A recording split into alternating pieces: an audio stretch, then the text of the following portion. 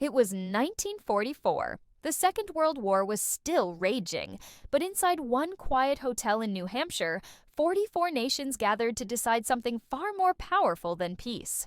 Behind closed doors, bankers, economists, and politicians rewrote the rules of global money. They weren't just ending a war, they were creating an empire. Britain was broke, the US was rich. And inside that room, the world's financial crown was passed from the British pound to the American dollar. That night, the age of empires ended, and the age of the dollar began. This is the secret story of Bretton Woods, the day money died and the modern economy was born. By 1944, the British Empire was drowning in debt. 2 world wars had drained its gold reserves, destroyed its factories, and left London owing more money than any nation in history. Once, the British pound sterling was the symbol of global power, the currency every country trusted. But by the final years of the war, the pound was collapsing. Britain's national debt had exploded to more than 250% of GDP. To keep fighting, the empire had sold its gold to the United States, borrowed billions, and mortgaged its future. Even Winston Churchill privately admitted, "We are bankrupt." But while Britain was falling, America was rising. The United States had become the world's largest creditor, controlling more than 2/3 of all global gold. Its factories were booming, its banks untouched by war, its dollar stronger than ever. And so, in a mountain resort in New Hampshire, American officials saw their chance. If the pound was dying, the US dollar could take its place. What happened next would quietly end 5 centuries of European financial dominance and create a new system that still rules the world today. Britain was broke, but the world still needed a currency it could trust. So, in July 1944, representatives from 44 nations arrived at a luxury hotel in the mountains of New Hampshire. The meeting was secret. The stakes, global power. Imagine sitting in that room. The war isn't over, Europe is in ruins. And a handful of men are about to decide what money itself will mean. The British delegation wanted to protect the pound. The Americans, led by Treasury official Harry Dexter White, had a different plan, one that would make the US dollar the world's reserve currency. They offered every nation a lifeline, loans and reconstruction funds, but only if all trade and reserves were tied to the dollar, which would itself be backed by gold. It sounded fair, it wasn't. Hidden inside that agreement was a silent transfer of power. From now on, every country's wealth would depend on America's promise to keep its gold safe. Britain signed, France signed. Even China, still fighting its own war, signed. In one stroke, Washington replaced London as the banker of the world. Few outside the room understood what had just happened. But one man did, and he warned that if the dollar ever lost its gold, the entire system would collapse. As delegates prepared to sign the Bretton Woods Agreement, one man hesitated. His name was John Maynard Keynes, the greatest economist Britain had ever produced, and the only person in the room who could see the trap forming. To him, the deal looked elegant on paper, but deadly in practice.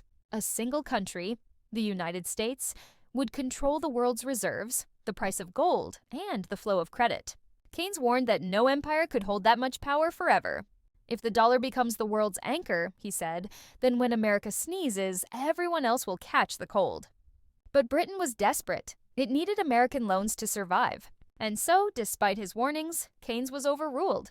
He signed the agreement he believed would one day destroy itself. For a while, the new system worked perfectly. The US dollar reigned supreme, global trade exploded, and post-war recovery spread across Europe and Asia. Yet beneath that prosperity, cracks were already forming. America kept printing dollars, far more than it had gold to back. France quietly began demanding gold instead of paper. And by the late 1960s, US vaults were running empty. The warning Keynes gave in 1944 was coming true. The world had built its economy on trust, and that trust was about to vanish overnight. In 1971, the President of the United States would walk onto national television and make a single announcement that ended the Bretton Woods system forever. August 15, 1971, the world gathered around their televisions as President Richard Nixon appeared live from the White House. His tone was calm, his words brief, but what he said changed money forever. I have directed the Secretary of the Treasury to suspend temporarily the convertibility of the dollar into gold. With that sentence, the promise that had held the global economy together for nearly 30 years was gone. For decades, every US dollar had been backed by gold locked deep inside Fort Knox. It was the guarantee that made the Bretton Woods system work, the reason every nation trusted American paper as good as metal. But the gold was running out. Vietnam, social programs, and massive U.S. spending had drained the treasury. There simply wasn't enough gold to cover the oceans of dollars now circulating worldwide. Nixon called it temporary. It never returned. Overnight, the world left the gold standard and entered a new era, one built entirely on faith and credit. Some cheered, markets surged, others panicked, realizing that money was now backed by nothing more than government promises. Within months, currencies around the globe began to float freely. Inflation exploded, fortunes shifted, and the modern age of debt was born. The world Keynes had feared had finally arrived, an economy unanchored, where trust itself became the most valuable commodity. After 1971, the world entered uncharted territory. Money no longer represented gold, silver, or anything real. It became an idea, a promise written by governments and believed by everyone else. For the first time in history, nations could create wealth out of thin air. Banks lent what they didn't have. Central banks printed what didn't exist. And the system kept growing as long as people kept believing. The United States mastered this new game. With the dollar now free from gold, Washington could spend without limits, funding wars, industries, and global dominance with paper that everyone still needed. Oil was priced in dollars. Trade was settled in dollars. Even countries that distrusted America still stored their reserves in its currency. But there was a hidden cost. The more dollars America printed, the more debt the world carried. The age of paper empires had begun, built on credit, consumption, and confidence.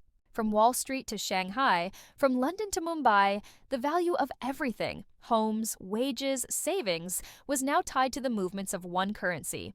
And as history has shown, every empire that controlled the world's money eventually faced the same fate, the slow erosion of trust. Today, new alliances like BRICS, digital currencies, and rising gold reserves hint that the cycle may be repeating once again. The dollar still rules for now. But just like the pound before it, and the guilder before that, its reign may end not with a war, but with a quiet decision in another room, somewhere in the world where the next system is already being written. Every empire believes its currency will last forever. Portugal believed it, Spain believed it. Britain believed it, and now America believes it too. But money isn't power, it's trust. And trust, once broken, never truly returns. In 1944, a few men in a quiet hotel built a system that shaped the modern world.